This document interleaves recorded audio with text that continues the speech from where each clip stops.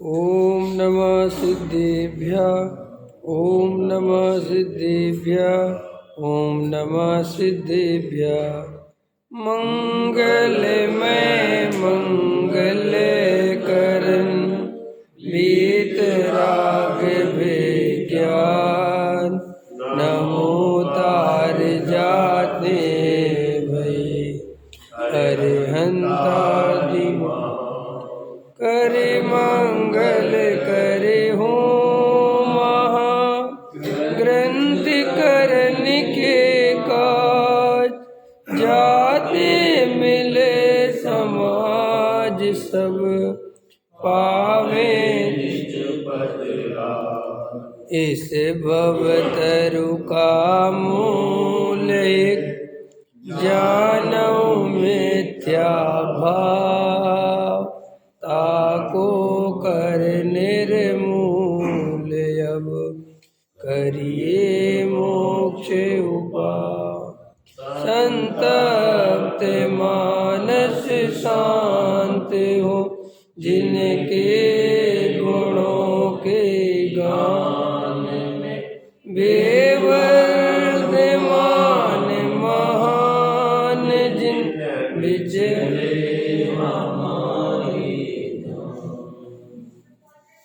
मोक्ष मार्ग प्रकाशक 8वां अधिकार चल रहा है। पृष्ठ क्रमांक 290 करणान योग में दोष कल्पना का निराकरण। ये जो 8वां अधिकार है ये पूरे जनागम का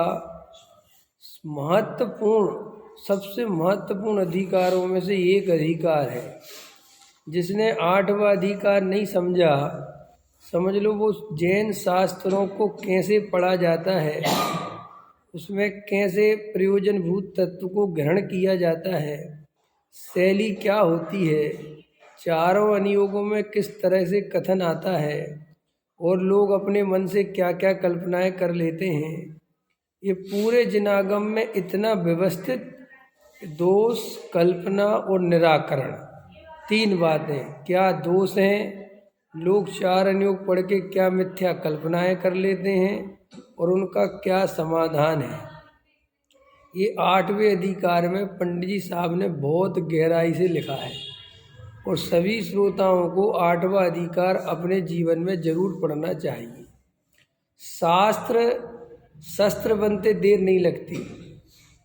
शास्त्रों के निमित्त से लोगों ने जितनी हिंसा करी है ना, उतनी हिंसा दुनिया में और किसी चीज से नहीं हुई। क्यों?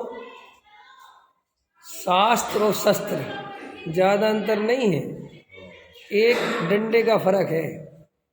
एक डंडा हटाओ तो शस्त्र और एक डंडा लगाओ तो शास्त्र। ठीक है कि नहीं? तो वास्तव में कोई जो है अपने ग्रंथों के नाम पर ही तो लड़ाई हो रही है। हमारे ग्रंथ में ऐसा लिखा है, हमारे कुरान में ऐसा लिखा है, हमारे बाइबल में ऐसा लिखा है, हमारे समय सार में ऐसा लिखा है, हमारी गीता में ऐसा लिखा है। इसी पर तो लड़ाई हो रही है। हमारी गुरुवाणी में ऐसा लिखा है और बिना अपेक्षा समझे मात्र एकांत ग्रहण करके वस्तु के एक पक्ष को लेकर लड़ाई झगड़े चालू हो गए हैं। अरे भाई, किस अपेक्षा से क्या बात लिखी है, वो किस काल में लिखी है, क्यों लिखी है, क्या प्रयोजन से लिखी है, वो तो कोई जानना चाहता नहीं। बस कुछ पढ़ लिया एक लाइन और उसे अपना ही सारा धर्म समझ लिया। अपने जिनागम में भी क्योंकि सबसे ज़्यादा शास्त्र अगर दुनिया में किसी धर्मात्माओं के पास हैं, किसी पंथ संप्रदाय में हैं, किसी समाज में हैं, तो सबसे ज़्यादा शास्त्र दिगंबर परंपरा में है। और अपने यहाँ इतने आचार्य हुए और एक आचार्य ने कितने ग्रंथ लिखे। एक विदेश का कोई दार्शनिक है, रिसर्च, उसने बताया है कि दुनिया में जो साहित्य है उस साहित्य का मूल जनक जैन दर्शन है। ये उसने अपनी रिसर्च में बताया है। जापान का कोई रिसर्च करने वाला है और उसने ये बताया है कि दुनिया को समृद्ध बनाने में जैन साहित्य का योगदान बहुत है। और ये बताया है कि जैन साहित्य की राग उद्देश्य बस उपेक्षा की जाती है। समझ में आया? पंथ संप्रदाय के कारण अगर जैन साहित्य को उसका सही स्थान मिले और उस पर ईमानदारी से लोग ध्यान दें तो उनसे बढ़िया ग्रंथ किसी के नहीं है। अब क्यों है ये, क्यों कहा उसने? क्योंकि हमारे यहाँ पर कोई भी बात सर्वथा नहीं है। हमारे पास हर चीज का समाधान है। हमारे यहाँ पर अगर पूजा करना तो क्यों करना, किस लिए करना, उसकी बाउंडेशन कहाँ तक है, स्वाध्याय करना तो कैसे करना, प्रथमानुयोग पढ़ना तो कैसे पढ़ना, करणानुयोग पढ़ना तो कैसे पढ़ना। मैंने खाली पढ़ना नहीं, पढ़ने का स्टाइल भी बताया और उसमें किस तरीके से अर्थ निकाला जाता है वो भी बताया। इसीलिए जैन दर्शन साहित्य के क्षेत्र में अपूर्व है, अद्भुत है, सर्वज्ञ की वाणी तो है ही, इसलिए उसमें तो कोई बात ही नहीं है। लेकिन अगर लौकिक साहित्य की दृष्टि से भी देखा जाए तो हमारा साहित्य बहुत समृद्ध है और बहुत आपको इस पर गर्व की अनुभूति होनी चाहिए कि हमें दुनिया के कोई अलग शास्त्र पढ़ने की जरूरत नहीं है, हमारे ही शास्त्र इतने हैं। लेकिन शास्त्र अज्ञानता में पढ़ा जाए, एकांतवादियों के हाथ में लग जाए तो वे उसे शस्त्र बना लेते हैं। ख्याल में आया? और धर्म के नाम पर जितने झगड़े होते हैं, देखो हमारे यहीं पे झगड़े हैं, मान के चलो, दूसरों छोड़ो, अन्यवादियों छोड़ो, है ना, मुमुक्षु गैर मुमुक्षुओं के झगड़े हैं। तो झगड़े किस बात के? हमने कहा दयादान पूजा में धर्म नहीं है, समझ में आया? और भी आगे तलवार लेके कैसे नहीं? अब बिल्कुल कुछ नहीं, लड़ने की बात ही नहीं भाई। जिन बातों से तुम लड़ने आगे जरा ग्रंथ खोल के देखो, वो बात भी लिखी है और दयादान पूजा में धर्म ये बात भी लिखी है। लेकिन हम तुम्हें ये नहीं समझा पा रहे कि दयादान पूजा में धर्म है ये क्यों लिखा है, और तुम ये नहीं समझ पा रहे कि क्यों नहीं है ये लिखा है, और भाई लड़ाई झगड़ा हो रहा है। खैर अपेक्षा है, बस इतनी सी बात है भाई। मोक्ष मार्ग की अपेक्षा धर्म नहीं है, लोग एक संसारिक दृष्टियों की अपेक्षा धर्म कहते हैं, इतनी सी बात है। लड़ाई झगड़े की जगह कहाँ है? लेकिन बस पढ़ते लिखते नहीं है इसलिए लड़ाई झगड़ा होता है। देखो मुमुक्षु हमेशा कम लड़ता है, लड़ता ही नहीं। पहली बात तो मुमुक्षु कभी नहीं लड़ता, मुमुक्षु तो कभी व्यवहारियों से बहस भी नहीं करता, और व्यवहारी बहुत लड़ता है। अब यहीं देख लो, अच्छा व्यवहारी क्यों लड़ता है? सोचो क्यों लड़ता है? क्योंकि उसने बेचारे ने कुछ पढ़ा ही नहीं है, उसे तो किसी ने भड़का दिया, भड़क जाता। भड़क कब जाता है? जब खुद के पास खुद का ज्ञान नहीं हो। यही तो है ना, जे कश्मीर में उनको पत्थर दे दे के मुसलमानों को मारो, इनको सेना। अब उनको बेचारों को पता तो है नहीं कि कौन हमारी रक्षा करने वाला है, कौन है, समझे? उसकी गहराई में जावे तो समझे कि ये तुम्हारी रक्षा करने वाले लोग हैं जो तुम्हें बचाते हैं। लेकिन उनको पता नहीं, या कोई हिंदू मुसलमान को, मुसलमान हिंदू को, ईसाई पास, ऐसे ही झगड़े हैं। अब ये सब झगड़े अज्ञान के कारण पैदा होते हैं। इसलिए हम लोगों को, जिनके पास ये तत्व ज्ञान हो, कभी भी किसी से धर्म के नाम पर बहस नहीं करनी। ये जो हमने तत्व ज्ञान समझा है, बहस करने के लिए बिल्कुल भी नहीं समझा। देखो भैया, तुम्हें समझना हो तो तुम स्वयं स्वाध्याय करो, पढ़ो लिखो। बिना पढ़े लिखे हम तुम्हें क्या समझाएंगे, क्या बताएंगे? तो इस अध्याय में टोडरमल जी साहब ने इस बात को बहुत, समझ लो 300 वर्ष पहले अनुभव किया कि जैन शास्त्रों को पढ़ना भी अभी जैनियों को नहीं आता। और ये जैनियों की बात नहीं है, ये हर जगह की बात है कि शास्त्रों को अगर आप ढंग से नहीं समझते तो आप बिल्कुल उसकी विवक्षाएं कभी नहीं समझोगे और आप लड़ाई झगड़ा करोगे। तो वो बहुत गजब का, ये जो अपन पढ़ रहे हैं अभी, ये बहुत गहराई से समझने लायक अध्ययन चल रहा है। देखो, करणान योग में दोष, कल्पना और उसका निराकरण तथा कितने ही जीव कहते हैं। करणान योग में गुणस्थान, मार्गणा आदिक का व कर्म प्रकृतियों का कथन किया, व त्रिलोक आदिक का कथन किया, सो उन्हें जान लिया कि यह इस प्रकार है, यह इस प्रकार है। इसमें अपना कार्य क्या सिद्ध हुआ? या तो भक्ति करें या व्रतदान आदि करें या आत्मानुभव करें, इससे तो अपना भला है। अब समझ में आया? शिष्य प्रश्न उठा रहा है। क्या उठा रहा है? कि भैया करणान योग पढ़ने से फायदा क्या है? इतने जम्मू द्वीप, फिर उसको एक द्वीप ने घेरा, फिर समुद्र, फिर द्वीप, फिर समुद्र, इतने मंदिर, इतना ये ऐसे देव रहते हैं, ऐसे उनके वैमानिक देव होते हैं, कल्पवासी कल्पाती देव, वो सब पढ़ते रहे, इतनी कर्म प्रकृतियां होती, क्या मिला इससे हमें? क्या फायदा है? कोई फायदा थोड़ी है। इसकी जगह तो हम अगर बढ़िया भक्ति करें, बढ़िया पूजन करें, बड़ी, और ऐसा नहीं लगा उसने आत्मानुभव करे, ये भी बात है। श्रोता कोई कमजोर नहीं है। टोडरमल जी साहब का श्रोता बहुत पढ़ा लिखा है, कि मतलब उसने खाली व्रत नहीं डाला, पूजा नहीं डाली, कि क्योंकि अभी आत्मानुभव रह जाएगा, तो उन्होंने कहा साहब आत्मानुभव करे। अब देखो क्या कहते, गजब। समझ में आ गया प्रश्न? क्या प्रश्न समझ में आया?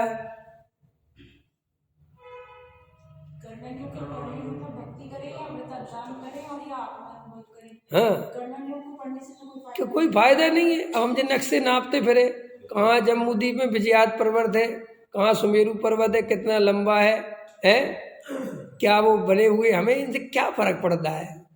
हम जान के करेंगे, और हमारी बुद्धि में समझ में तो आते नहीं। कि क्यों? आपको पता है, पढ़ोगे तो आपकी बुद्धि घूम जाए। कि क्यों? द्वीप, फिर समुद्र, फिर द्वीप, फिर समुद्र, फिर द्वीप, फिर समुद्र, फिर द्वीप, फिर समुद्र, फिर द्वीप, फिर समुद्र, कितने द्वीप समुद्र? असंख्यात। फिर कैसे हैं वो? एक से दुगना, फिर उससे दुगना, फिर उससे दुगना, फिर उससे दुगना, फिर उससे दुगना, फिर सरोवर, सरोवर में कमल, कमल में घर, घर में श्री धीरी हृति कीर्ति, इंद्र देवियां अभी नृत्य कर रही हैं, काय पे? कमल पे। ये सब जानने के क्या करेंगे हम? हमें स्रोत उसका समझ में आया ना, करना नहीं हो है। फिर साहब वो कर्मों की रचना, फिर ऐसे वैसे, और साहब ऐसे भवनवासी, ऐसे व्यंतरवासी, ज्योतिष, वैमानिक, इन सब देव ऐसे रहते हैं, ये व्यवस्था हमें नहीं जानना, और हमें जान के क्या मिलेगा? अब देखो क्या कहते टोडरमल जी, परमेश्वर तो वीतराग है। वाह, क्या शब्द डाला! हो जिनेन्द्र देव तो वीतरागी है, भक्ति करने से प्रसन्न होकर कुछ करते नहीं। समझ में आया कि नहीं आया? समझ ले पहले तू ध्यान से। पहले नंबर पर तो अगर तू भक्ति ये सोच के करता है कि भगवान कुछ करेंगे, प्रसन्न होंगे, समझ में आया? तो पहले नंबर का तो मिथ्यात्व तोड़ दे कि भक्ति करने से हमारे यहाँ भगवान प्रसन्न नहीं होते। ठीक है कि नहीं? भक्ति करने से कसाय मंद होती है। अब भक्ति करने से होता क्या है?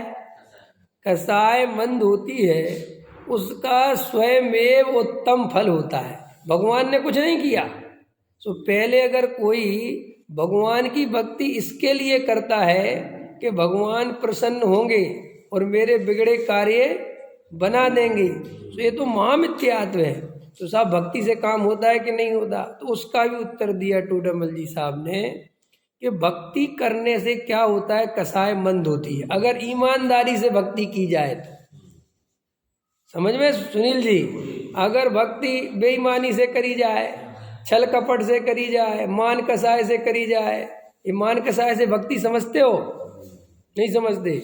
मान कसाय से माने वैसे तो तुम शांत होकर बैठे थे, तुम्हारा मन नहीं लग रहा था भक्ति में, और हमने कहा जैन साहब आगे आएंगे और एक बढ़िया भक्ति करेंगे, तुम्हारा नाम ले लिया 10 आदमियों में और तुम एकदम प्रसन्न हो गए, तुम्हारा मजा आ गया, अब हम भक्ति करें। तो ये कसाय की मंदता नहीं है, वो तो अंदर से ही जिनेंद्र की भक्ति आनी चाहिए ना। भी आजकल मंदिर में जो मना मनोबल चलता है कि नहीं, पकड़ पकड़ के नचाते, पकड़, ये कोई भक्ति है?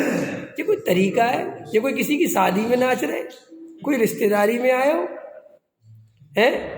ये जिनेंद्र देव के सामने पकड़ पकड़ के नचाना अच्छी बात नहीं है।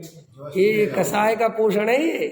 फिर कैसे? अरे स्वयं में भक्ति आवे तो भक्ति है। जो कोई पकड़ पकड़ के नाम ले लेके करवावे भक्ति, ये भक्ति नहीं। तो पहले तो भक्ति का जो स्वरूप है वो हमें वर्तमान में जरूर पहचानना चाहिए। आज लोग भक्ति कसाय के बसीभूत होकर मान कसाय के पोषण के लिए, रंग राग के पोषण के लिए जो भक्ति समझते हैं वो भक्ति नहीं है। अगर हम ऐसे भजनों को गाते हैं जिनमें जिनागम के विरुद्ध कथन होता है, जिसमें भगवान कर्ता कर्म के रूप में स्थापित हो जाता है, जो बिल्कुल गृहीत मिथ्यात्व जैसी भक्ति है, वो जिनागम की भक्ति नहीं है। ऐसी भक्तियों की जिनागम में कोई किसी कीमत पर अनुमति, कैसा व्यवहार, ऐसा व्यवहार जिनागम का नहीं। फिर व्यवहार की परिभाषा बोलो, कई दफे बताई, व्यवहार की परिभाषा बताओ। जो निश्चय का पोषण करे वो व्यवहार, क्या? जो निश्चय का पोषण करे वो व्यवहार। जो उल्टा निश्चय के विरुद्ध में चला जाए वो कोई व्यवहार नहीं है। वो क्या काम का व्यवहार है? एकाध भक्ति बोलो व्यवहारियों की।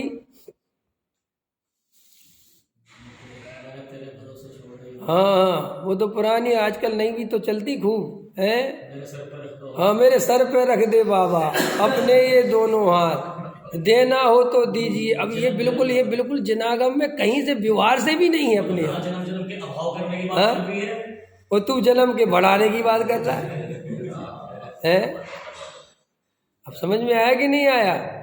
ये अपन को बिल्कुल गहराई से समझना कि भक्ति, अब आजकल से नए नए लड़के आ जाते हैं, पढ़ते लिखते कुछ है नहीं, स्वाध्याय करते नहीं, माइक पकड़ा देते हो और वे कुछ भी गाते हैं और कुछ भी बजवाते हैं। समझ में आया? बजाने वाले से कहते बजा तू। अब वो भी क्योंकि बजाने वाले को भी कोई ऐसी भक्ति छेड़ो कि वो तेज तेज बजा सके, तब तो उसे मजा आवे है। कई दफे ऐसा होता है, अब तो हालांकि समय बदल गया। पहले हमने वो देखा समय कि हमारे यहाँ ढोलक वाले और वो संगीत वाले आते नहीं थे, और आते थे तो वो कहते थे यार तुम लोग यार पता नहीं क्या है, रोते रोते से तो गाते हो, हमें बजाने मजा ही नहीं आता।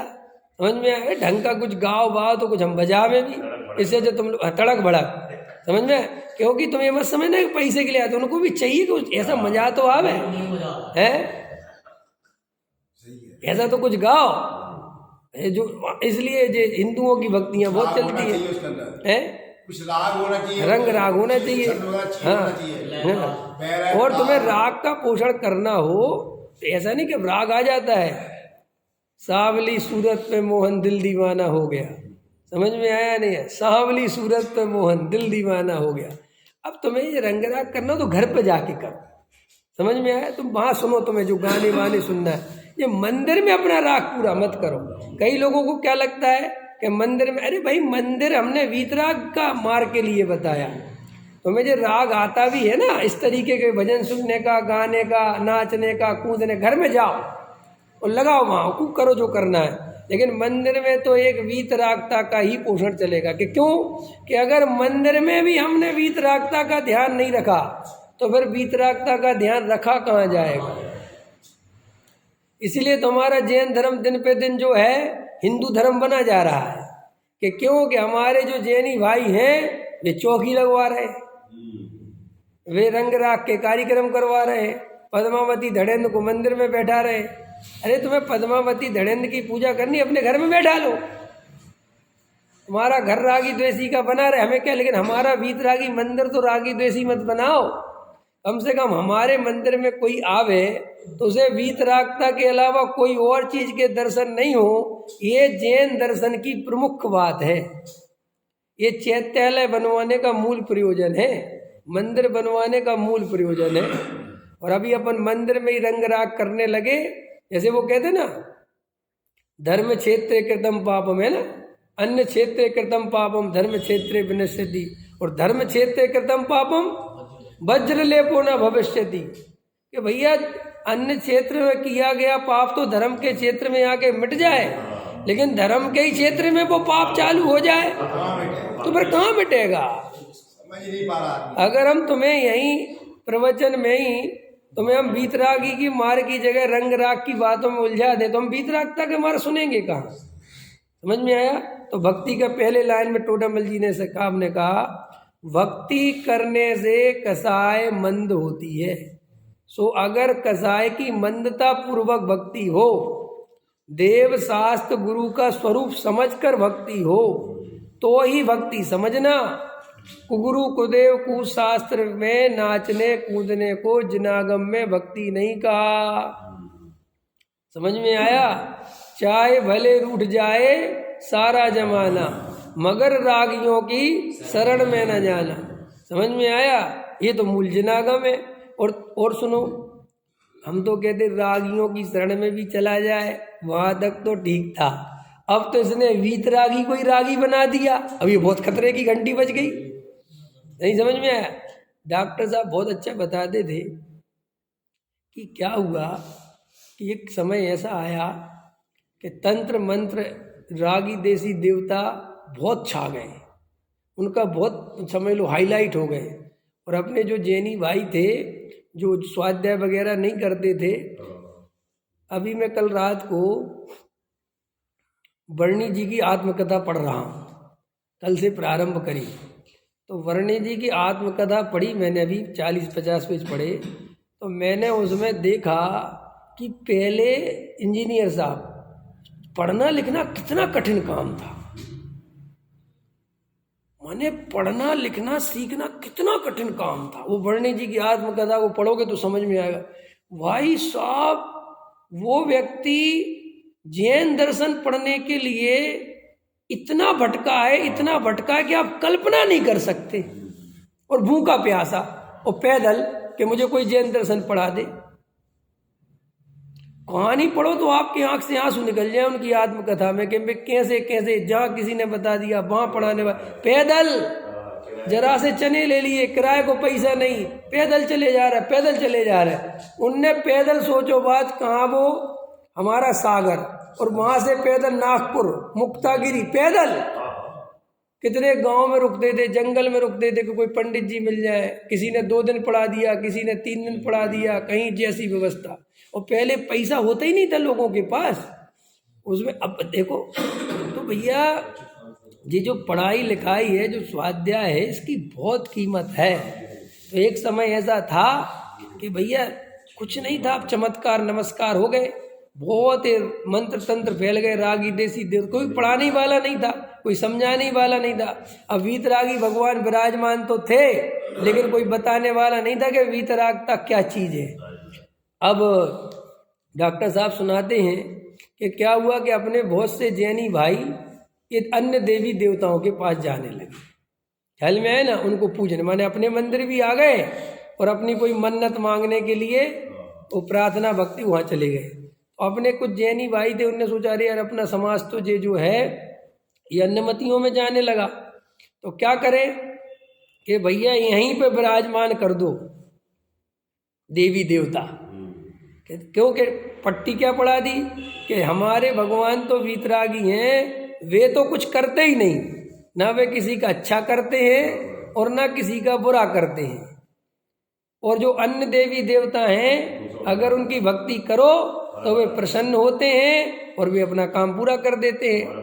जबकि पढ़ाई क्या पढ़ानी थी, वास्तविक पढ़ाई क्या है, स्वरूप क्या है कि भाई हमारे भगवान अच्छा बुरा इसलिए नहीं करते कि अच्छा बुरा करने की व्यवस्था ही नहीं है। वे रागी देसी देवता भी अच्छा बुरा नहीं करते, सिर्फ तुम्हारी कल्पना है, कोई अच्छा बुरा नहीं करता। और 2-4 तर्क देने थे कि अच्छा बुरा करते तो उनके मानने वालों के पास तो सब कुछ अच्छा होना चाहिए था, और हम वीतरागियों के पास तो कुछ होना ही नहीं चाहिए था। इसे थोड़ा समझाना था, लेकिन इतनी बुद्धि नहीं थी। तो क्या हुआ, तो डॉक्टर साहब कहते हैं कि जो ऐसा हुआ, गुरुदेव भी लेते थे कि बिल्ली निकालने के चक्कर में ऊँट घर में घुसा लिया।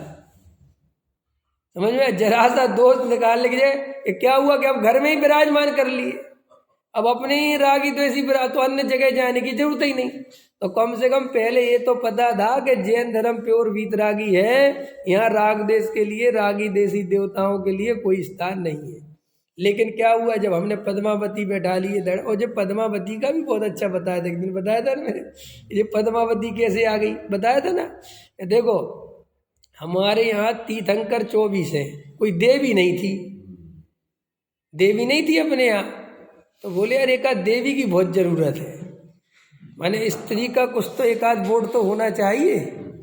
जबकि क्योंकि धड़ेन्द्र भी तो था रक्षा करने में, नहीं था वो, धड़ेन्द्र ने ज्यादा करी होगी मेरे हिसाब से, है धड़ेन्द्र था ना, लेकिन वो विराजमान धड़ेन्द्र तो साइड में रह गए और पद्मावती हाईलाइट हो गई।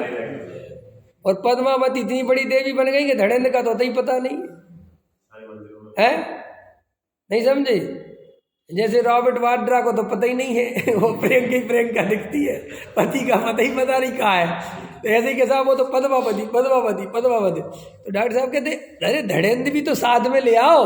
कि नहीं साहब धड़ेंद्र नहीं। कि धड़ेंद्र क्यों नहीं? कि पहले ही 24 तीर्थंकर है, वे सब पुरुष हैं, और श्वेतांबरों में तो एक स्त्री मिल गई उनको, पता है ना, मल्लीनाथ है। श्वेतांबरों के यहाँ जो मल्लीनाथ भगवान है वो स्त्री की पर्याय से मुक्ति हुई। तो उनके यहाँ तो कह दिया कि हमारे तो देखो स्त्री मुक्ति की बात खत्म हो गई। वो जबरदस्ती की बनाई गई वो कि स्त्रियों का बहुमत थोड़ा अपने को मिल जाए। अरे पहले के जमाने में ये बहुत चलता था कि अपने धर्म में ज़्यादा से ज़्यादा लोग आ जाए, अपने पंथ संप्रदाय में ज़्यादा से ज़्यादा लोग आ जाए। जैसे वोट बैंक नेता करते ना कि अपन कौन सा काम करें कि अपने पास जनता ज़्यादा आने लगे। पहले ऐसे ये पंथ संप्रदायों की इतनी लड़ाइयाँ थी, इतने झगड़े थे, हिंदू मुसलमान बनाने में लगा था, मुसलमान हिंदू, वो इसमें वो उसमें सब, क्योंकि बट रही थी ना, बट रहे थे ना, श्वेतांबर दिगंबर बटे। तो बटे माने चुनाव करने की बात है ना जी, कि तुम्हें किस तरफ जाना है। तो भाई हम ज़्यादा स्पेशल दे दो, स्त्री की मुक्ति दे दो तो यहाँ जाएंगे लोग, भगवान को करता धरता बना दो तो यहाँ जाएंगे लोग। तो भैया ये तो महाभाग्य से अपने पूर्वजों ने दिगंबर धर्म चुन लिया। समझ में आया? अगर वे गलती से श्वेतांबर मत में चले जाते तो आज पता नहीं अपन क्या करते, या हमारे पूर्वज मुसलमान बन गए होते डर के या घबरा के। कि माहौल तो ऐसा ही था कि भाई बन जाओ मुसलमान, जिंदा रहना हो तो। लेकिन उनने किसी कीमत पे भी अपना धर्म परिवर्तन नहीं किया और अपन बच गए। समझ में आया? यही अपने पूर्वजों का बहुत उपकार है। तो मैं तो तुम्हें ये बता रहा था कि भाई ये जमाना ऐसा था, और भाई वो पद्मावती धड़ेंद्र मंदिरों में आ गए, नमस्कार होने लगे, ये मंत्र तंत्र की विद्या आ गई। तो भैया ऐसे जो गीत मिथ्यात चलता है और भक्ति के नाम पर एक कर्ता कर्म की पुष्टि होती है। तो जिनागम में ऐसी भक्ति की बात बिल्कुल भी नहीं है। पहले नंबर पर समझो, सच्चे देव शास्त्र गुरु के गुणों के अनुराग के प्रति जो अनुराग है वो ही भक्ति है। जो वीतराग भाव के प्रति आनंद भाव है, कैसी दशा हो मेरी जैसी दशा आप धारी है, ये भक्ति है। हो मेरी ऐसी दशा, हे भगवान मेरी भी ऐसी दशा हो, ये भक्ति है। रागी द्वेषी जो है ये मेरे से भिन्न स्वरूप भाषित हो, ये भक्ति है। तो देखो क्या कहते टोडरमल जी कि भक्ति करने से प्रसन्न होकर कुछ नहीं करते। अब आगे चलो, भक्ति करने से कसाय मंद होती है, उसका स्वयमेव उत्तम फल होता है। बस स्वयमेव, इसमें किसी ने कुछ किया नहीं। तुम निरंतर भगवान की भक्ति में अनुराग किया, सच्चे देव शास्त्र गुरु की उपासना की, हृदय से जैन धर्म स्वीकार किया। देखो भाई, हृदय से स्वीकार करना सीखो। जिनेंद्र देव पर हृदय से भरोसा करो। अभी हमें हृदय से भरोसा नहीं है। भरोसा समझते हो? कल एक प्रश्न पूछ रहा था कि महाराज से, क्या जवाब दिया, बढ़िया जवाब था कि महाराज मैंने भगवान की बहुत भक्ति करी लेकिन मेरे काम नहीं बने। समझ में आया कि नहीं आया? तो भगवान ऐसा क्यों होता है, इतनी भक्ति करने पर ही भगवान प्रसन्न क्यों नहीं होते? इसलिए मैंने भगवान की भक्ति छोड़ दी। ऐसा प्रश्न किया। उस साधु ने जो उत्तर दिया वो सुनने लायक था। उसने कहा, शर्म नहीं आती अपने को भक्त कहता है तू? क्या अपने को भक्त कहता है? अपनी 2 कौड़ी की भक्ति से भगवान को खरीदना चाहता है। समझ में आया? भगवान से सौदा करता है कि मैं ऐसी भक्ति करूंगा तो मेरा एक काम बना देना, और काम नहीं बनाया तो नहीं करूंगा। क्या समझता है तू अपने आप को? है ये विश्वास है तेरा भगवान पे? माँ अगर तेरे को जरा से 2 थप्पड़ मार दे तो माँ को छोड़ के भग जाएगा?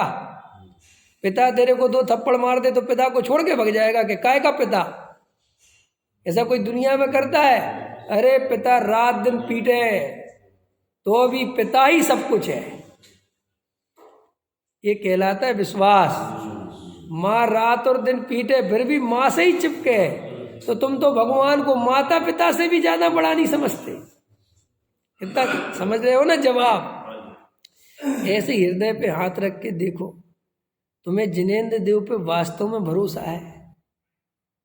तुम्हें उनके प्रति ऐसी श्रद्धा है कि हे जिनेंद्र देव, आपकी वीतरागता धन्य है, आपकी सर्वज्ञता धन्य है, और आपके केवल ज्ञान में जिसका जैसा परिणमन झलका है, जिस द्रव्य का जो जिस समय जैसा परिणमन होना है वो अनंत काल पहले सुनिश्चित है। मैं क्यों परेशान होता हूँ, मैं क्यों आकुलता करता हूँ, मैं क्यों कर्म बंद करता हूँ, मैं निर्भर होकर आत्मानुभव में क्यों नहीं लगता। ये वास्तव में भक्ति है। मुझे राग देश के कसाय भाव क्यों आ जाते हैं, मैं आपके प्रति ऐसी श्रद्धा से क्यों नहीं भर जाता कि तुम ही तुम देखो, है क्या, तुम ही तुम देखो, मुझे कर्तृत्व, ये राग देश, ये कसाय, ये पैसे की बात आती मेरी आंखें खिल जाती हैं। ऐसा आपका नाम लेते मेरे हृदय में ऐसा आनंद क्यों नहीं आता। अरे मंदिर जाने के नाम पर ऐसा उत्साह होना चाहिए कि हे भगवान, जैसे हम चौथे काल में सिमंदर भगवान के समोषण में ले जा रहा हो कोई हमें, क्या ऐसा होना चाहिए। ये जो भगवान ऊपर विराजमान है, ये तुम्हें समोषण में साक्षात केवली भगवान से विराजमान से कम नहीं दिखना चाहिए। इनके प्रति ऐसी भक्ति होना चाहिए। तुम मंदिर में ऊपर गप मारते हो, उनके सामने बातचीत करते हो, हंसी ठिठोरा, इसका मतलब क्या, तुम्हें भक्ति नहीं है सच्ची, तुम्हें विश्वास ही नहीं है कि भगवान है और ये सब देख रहे हैं।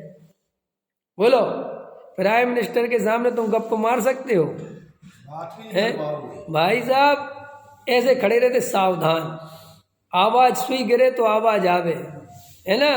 तो श्री देव, शास्त्र, गुरु, इन तीन के प्रति ऐसी भक्ति होनी चाहिए, ऐसे भाव होने चाहिए हमारे कि हमारे दिन पे दिन दरिद्रता बढ़ती जावे। क्या उल्टा कर रहा हूँ? दिन पे दिन दरिद्रता बढ़ती जावे और तुम्हारी भक्ति भी बढ़ती जावे। ये नहीं होवे कि जहाँ दरिद्रता आवे, कोई प्रतिकूलता आवे और तुम्हारे क्या रखा, ये पापियों के पास पैसा बढ़ रहा है, ये मंदिर में नहीं आते और हम रोज प्रक्षाल में आते हैं, रोज भगवान का ध्यान रखते हैं, क्यों है। कल एक बोला मेरे से, एक मेरा मित्र है, छोटी उम्र का है, लड़का ही है, मेरी बराबर होगा, तो कम उम्र का होगा। कल उसका फोन है, व्यापारी है, वो मेरे को जानता तो है, तो बोला भैया जय जिनेन्द्र, जैनी है। मैंने कहा जय जिनेन्द्र। मैंने कहा अरे तुमने 2 दिन पहले आर्डर बोल रहे थे, क्या हुआ, तुमने आर्डर नहीं। अरे बोले भैया मैं 2 दिन से ना बड़ा बिजी था, प्रक्षाल वगैरह में इधर गया उधर गया और ये गया, फिर वहाँ पे एक जगह है, वहाँ पर कोई जाता नहीं, मैंने सोचा वहाँ भगवान अकेले बैठे होंगे और मैं वहाँ भी चला गया। मैंने कहा इसका मतलब तुम पूरे सागर के जिले के भगवान का ध्यान तुम ही रख रहे हो। समझ गया, बड़ी बात अच्छी करता हो। कहला नहीं नहीं भैया, भगवान अपना ध्यान रखते, अपन कहाँ भगवान का ध्यान रख सकते हैं। मैंने बहुत अच्छा। मैंने कहा कैसा ध्यान रखते हैं भगवान तुम्हारा? कह रहे सारी बिगड़ी बना देते हैं। समझ, 3 लोग के नाथ हैं। मैंने कहा ऐसा तो जैन धर्म नहीं है, थोड़ा स्वाध्याय किया करो। तुम स्वाध्याय क्यों नहीं करते? तो उसने जो जवाब दिया वो सुनो, कैसी कैसी मान, मैं स्वाध्याय किया करो तुम। कह रहा भैया स्वाध्याय में जानबूझ के नहीं करता। मैंने कहा क्यों? बोले देखो स्वाध्याय करूँगा तो मुझे जानकारी हो जाएगी, समझ में, किस में कितना दोष है, किस में कितना पाप है, क्या खाना चाहिए क्या नहीं खाना चाहिए, और मेरे से भी कुछ छोड़ा जाता नहीं, समझ में। तो अभी मेरे को पाप कम लग रहा है, और अगर मैं जान लूँगा तो फिर पाप बहुत ज़्यादा लगेगा, क्योंकि जानबूझ के करो तो बहुत पाप लगता है। अभी उसका बिल्कुल, और आपको विश्वास नहीं होगा, वो हर तीसरे दिन किसी न किसी महाराज को हार देने जाता है। बहुत भक्त आदमी है, हर तीसरे दिन रोज 3 बार माला फेरता है वो, ओम ये मनसिय उषा सर्व शांति कुरु कुरु स्वाहा, समझ में। और हर संडे कभी काकागंज के मंदिर, कभी पपोरा जी, कभी यहार जी, हर जगह जाता है, वो जाता ही रहता है। और उसके मन में ये धारणा बैठी है कि मैं, एक जगह बना रखी उसने कोई अपने हिसाब से, और वहाँ पे जाता है तो साफ सफाई कराता है, मंदिर की व्यवस्था। कोई गांव में, हमारे तरफ गांव बहुत हैं और गांव की हालत बहुत ख़राब है मंदिरों की, तो वो जाता है तो ऐसे कराता है। तो उसको कहीं पे ऐसी श्रद्धा हो गई, अभी मेरे को कह रहा था आप आओगे तो आपको ले चलूँगा और आप जो मांगना हो मांग लेना। उसे पता नहीं है मेरे बारे बहुत ज़्यादा कि मैं, वो भाई ये जानता है कि थोड़ा, लेकिन वो मांगने की तो मुझे भी सलाह देता है। मैंने कहा ठीक है आऊँगा तो मांगूँगा, समझ में आया। तो कह रहा जल्दी आना, मैं आपको बिल्कुल लेके चलूंगा वहाँ पे। ले जाए। मैंने कहा तुम कैसे मानते हो, एक दिन उससे बात करी, तुम कैसे मानते हो कि वो सब मानते? बोले भाई साहब मेरे पास 2 लड़कियाँ थी, वो लड़का नहीं था, और मैंने तो छोड़ दिया था कि लड़का बड़का नहीं चाहिए, लेकिन मेरी पत्नी को लड़का चाहिए था। समझ में आया? तो मैंने कहा फिर क्या हुआ? तो मैंने बोला एक दिन पत्नी को ले गया वहाँ, तो मेरी पत्नी कहने लगी तुम्हारी इनमें बहुत श्रद्धा है ना। तो मैंने कहा बात ही मत करना, श्रद्धा इतनी कि प्राण प्राण निछावर कर दो।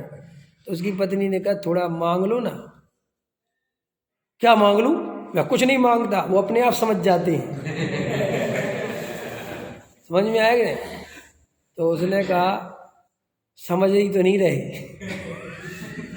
है कि क्या क्या नहीं समझ रहे कि वो एक लड़का चाहिए ना। तो उसने कहा देख मुझे इनमें पूरा विश्वास है, देना होगा तो देंगे, लेकिन मैं अपने मुंह से नहीं बोलूँगा, और तेरे तो तुझे लगता है तो जा, तू चली जा और बोला, मैं यहीं बैठा हूँ। ऐसे बताया उसने बाकायदा। तो बोले मैं वहीं बैठा रहा। वो गई और मैंने बस एक बात बोली, भगवान ये आ रही है, अब आप समझ लेना मेरी भक्ति का सवाल है, इसकी श्रद्धा जग जाएगी। आप बिल्कुल ऐसा बात, बिल्कुल ऐसी बात, कोई ऐसा नहीं मैं कोई मिर्च मसाला लगा, बिल्कुल ऐसा बोला उसने। तो ऐसा कहा वो भाई साहब हमारे यहाँ लड़का हो गया 1 साल बाद, देख लो। अब अगर इससे बड़ा चमत्कार क्या होगा? तो मैंने कहा तो गजब हो गया साहब, समझ में आया? तो मैंने कहा एक काम कर, एक आध और मांग ले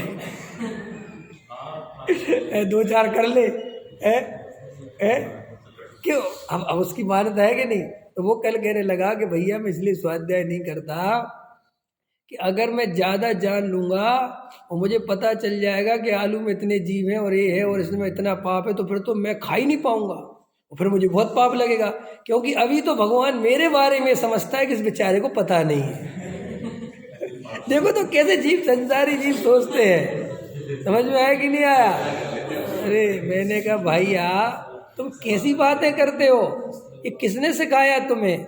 अरे उल्टा जो जान लेगा कि फिर जानने के बाद करेगा। हमने कहा जानने के बाद ज़्यादा पाप नहीं लगता, जानने के बाद कम पाप लगता है। कि कैसे? कि अब उसे ये पता तो चल गया कि इसमें इतना दोष है और ये खाने योग्य नहीं है, अब कम से कम खा रहा है तो अंदर ये भावना तो चल रही है कि नहीं खाना, समझ? तो आगे छोड़ ही देगा, ये तो स्वाभाविक है ना। लेकिन जिसको जो ये जानने को तैयार नहीं है वो तो कभी नहीं छोड़ेगा। फिर उसे मैंने कहा चलो तुम्हें थोड़ी बात समझाता हूँ कि अगर ऐसा होगा कि जानने से पाप लगता है तो दुनिया में सबसे ज्यादा पाप तो चौथे गुणस्थानवर्ती सम्यक दृष्टि को लगेगा, क्योंकि वो तो भैया सब कुछ जान गया जिनागम से, और वो तो अभी गृहस्थ जीवन में रहता है, 96,000 शादियां कर रहा, राजभोग कर रहा, 6 खंड जीतने जा रहा, लड़ाई झगड़ा कर रहा, तो वो तो मर ही जाएगा, उसे तो सबसे ज्यादा पाप लगेगा। और फिर निगोदिया को, 1 इंद्री को, 2 इंद्री को बिल्कुल ही पाप नहीं लगना चाहिए, उनको तो सीधा मोक्ष ही पहुंचा दो है, क्योंकि वे तो बेचारे कुछ जानते ही नहीं।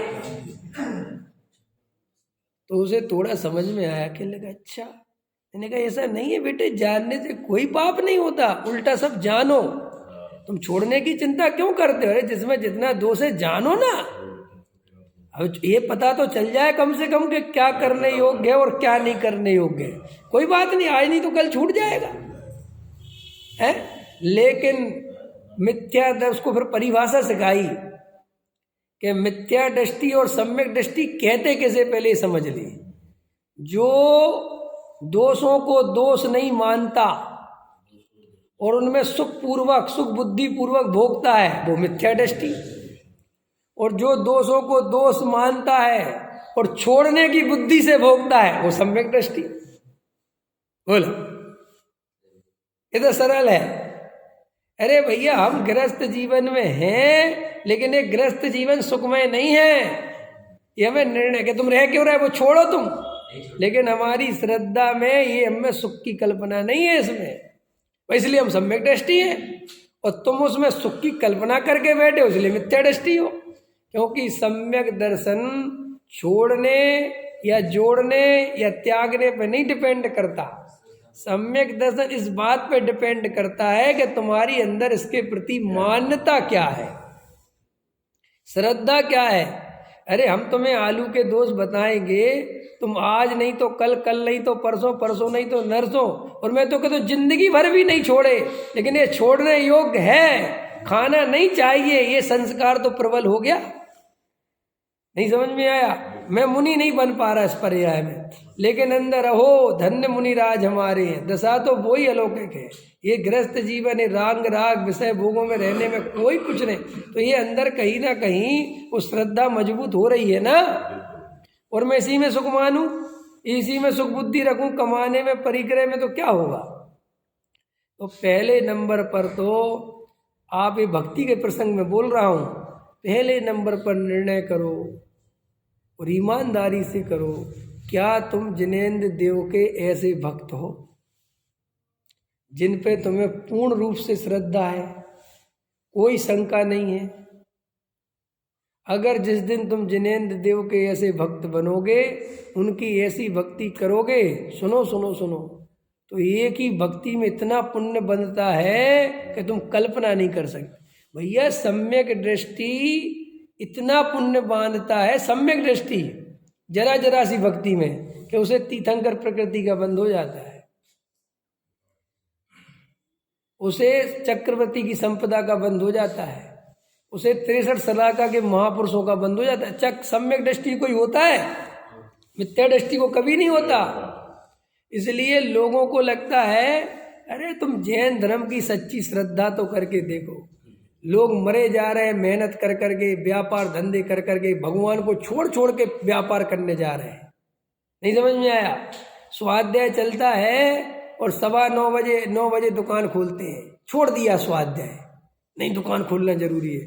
श्री गुरु कहते हैं अगर तू वास्तविक श्रद्धा से स्वाध्याय सुनेगा, हृदय पे हाथ रख के सुनेगा, कोई भागेगा नहीं, गारंटी दे रहा हूं तेरा काम उससे बढ़िया बनेगा। कि नहीं बना तो फिर नहीं बनेगा, क्या बनेगा? बनना चाहिए, ऐसे आदमी का काम बनना चाहिए।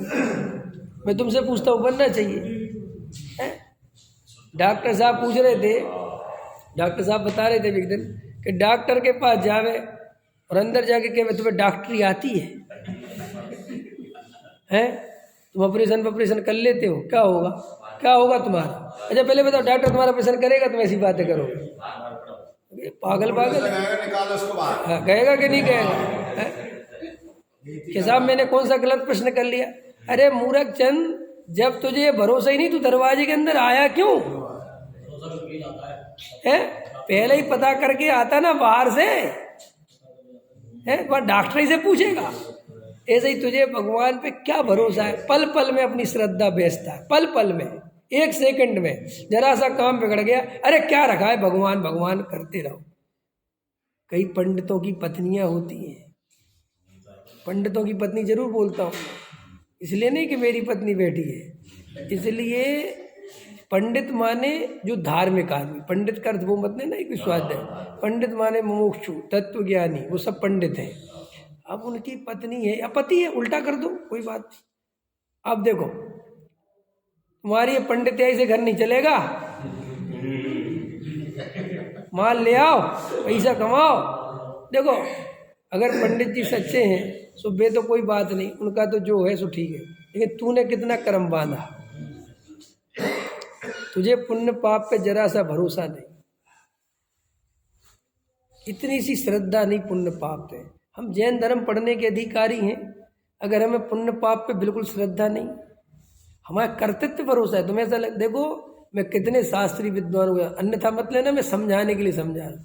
मैं कितने शास्त्री विद्वानों को जानता हूँ जिनने शास्त्री करके भी स्वाध्याय की कीमत नहीं करी, स्वाध्याय के प्रति लापरवाही रखी, या ऐसा रखा क्या होता स्वाध्याय रोटी थोड़ी दे देगी और हम तो MBA करेंगे और DS जो भी तुम्हारे समझ में आया, और हम तो ये करेंगे वो करेंगे। और भाई साहब स्वाध्याय आदि देवशास्त्र गुरु को छोड़ के कामों में लग गए। मैं आज भी उनसे मिलता हूँ तो वो मेरे सामने आके खड़े होके शर्मिंदा होते हैं समझ में आया कि नहीं आया? और मुझसे कहते हैं कि विवेक तूने यार सही राह चुनी, तूने छोड़ा नहीं मार्ग, हम तो भटक गए और हम बिल्कुल सुखी नहीं हैं। माने इतनी मेहनत करने के बाद भी 25-50 हज़ार की नौकरी करते हैं। समझ में आया? मैं कहना नहीं चाहता कुछ भी, और मैं इतनी परिस्थितियों से, विकट खराब परिस्थितियों में से निकला, लेकिन मेरे अंदर शुरू से ही जिनेंद्र देव के प्रति, देव शास्त्र गुरु के प्रति, और फिर तो शास्त्री कर ली तो फिर तो पूछो ही मत, स्वाध्याय के प्रति कभी भी अंदर से ऐसा भाव ही नहीं आया कि मैं व्यापार करूं, स्वाध्याय छोड़ दूं। जबकि जे बैठे अरविंद जी, इस दिल्ली में व्यापार की कितनी लाइनें खुलती हैं? और एक बार तुम व्यापार करना सीख के फिर कितना बढ़ा सकते हो, कुछ भी कर सकते हो कि नहीं कर सकते? मुझे रोज मिलते हैं सलाह देने वाले, ये भी कर लो, ये भी कर लो, ये मशीन लगा लो, वो ठीक है, मैं सब कुछ कर सकता हूं, मैं स्वाध्याय नहीं छोड़ सकता। और 8 घंटे 7 घंटे 6 घंटे से ज्यादा तुम्हारे व्यापार में टाइम नहीं दे सकता। इतने में अगर करोड़ आता हो तो करोड़ आ जाए, लाख आता हो तो लाख आ जाए, 1000 आता हो 1000, मैं इससे ज्यादा जीवन बर्बाद नहीं करूंगा। तो साहब ऐसा करोगे तो आप यहीं रह जाओगे। अरे मूर्ख चंद हो तुम, तुम्हें फिर पुण्य पाप पे भरोसा नहीं है। अगर वो पुण्य होगा तो मैं यहीं बैठे बैठे तीर्थंकर प्रकृति का बंद कर लूंगा, चक्रवर्ती का तुम रह जाओगे मेहनत करते करते। इसी पर्याय में कोड़ियों के दाम बिकोगे और अगली पर्याय में नरक में सड़ोगे। ऐसे शब्द में बोलना नहीं चाहता, लेकिन जो बहु आरंभ परिग्रह का फल नरक है। आचार्य उमा स्वामी पे भरोसा नहीं है क्या?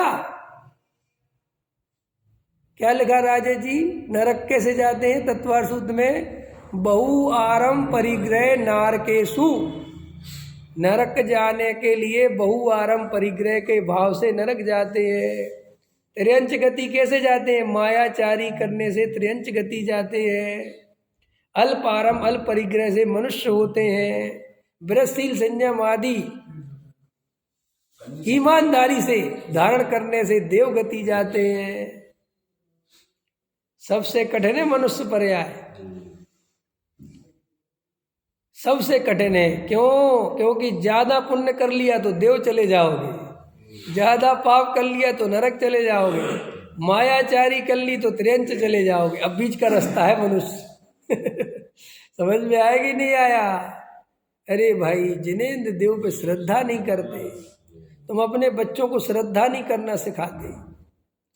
राम आएंगे आएंगे राम आएंगे, अब आजकल चल रहा है खूब चल रहा है। घर घर में दीप जल रहा है, राम आएंगे आएंगे आएंगे। कहाँ से आएंगे भाई? ये तो चले गए। समझ में आया कि नहीं आया है? समझना मैं क्या कहना चाहता हूँ कि देखो, उसने एक माहौल क्रिएट कर दिया मोदी ने, घर घर में दीप जलवा दिए रामचंद्र के। समझ में? तो जब एक आदमी इंटरनेशनल लेवल पर राम को हाईलाइट कर सकता है, तुम अपने घर में जिनेंद्र देव को हाईलाइट नहीं कर पाए? तुम में इतनी भी ताकत नहीं है कि तुम्हारे भगवान, तुम्हारे जिनेंद्र देव तुम्हारी श्रद्धा में, तुम्हारे बच्चों की श्रद्धा में ऐसे बसे रहें कि भले रूठ जाए सारा जमाना मगर रागियों की शरण में नहीं जाना। भूखे रह लेंगे लेकिन कुगरू कुदे कुशास्त को नमस्कार नहीं करेंगे। तुम इतना ही नहीं सिखा पाए अपने बच्चों। काहे के पिता हो तुम? कैसे पिता हो? कि क्यों साहब हम तो सिखाते। अरे तुम्हारे सिखाने में ढंग नहीं है, तुम्हें खुद ही श्रद्धा नहीं है। तुम ही कह देते रहने दे, मंदिर कुछ नहीं रखा, तू तो चला जा वहाँ, तो क्या सीखेगा वो तुम्हारे हैं? और जब देखेगा मेरे माँ बाप इतनी श्रद्धा से जिनेंद्र देव को याद करते हैं, इतनी भक्ति करते हैं, तो अपने आप वे भी भक्त बनेंगे हैं। जब देश का प्राइम मिनिस्टर ही जय श्री राम कह रहा है तो भक्ति आएगी कि नहीं आएगी है? अरे भाई, अपने को भक्ति करना नहीं आता। अपन को आज भी इतना मोक्ष मार्ग सुनने के बाद भी अपने कर्तृत्व पे भरोसा है। करूंगा तो पैसा आएगा, मरूंगा तो पैसा आएगा, रात दिन लगना पड़ेगा। अरे क्या रखा स्वाध्याय में? अरे 1 घंटे भक्ति भाव से जिनेंद्र देव के प्रति ईमानदारी से लग के तो देख, इतनी भक्ति, इतना फल है उसका कि तू सारे जगत से सुख का अनुभव करेगा।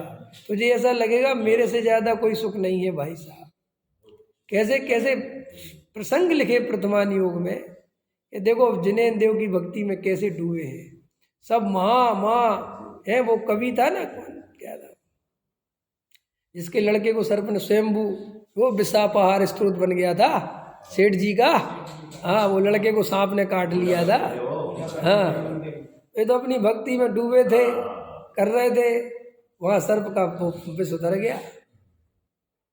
लेकिन उनने सर्प के विष के लिए भक्ति नहीं करी थी, यही तो अंतर है। और नहीं उतरा होता तो कहते कोई, अरे भाई उतरा हो तो, और नहीं उतरा हो तो मेरी भक्ति में कोई कमी आने वाली नहीं।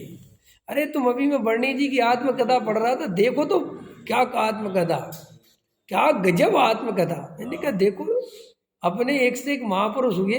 वो वर्णी जी जैन नहीं थे, ब्राह्मण थे।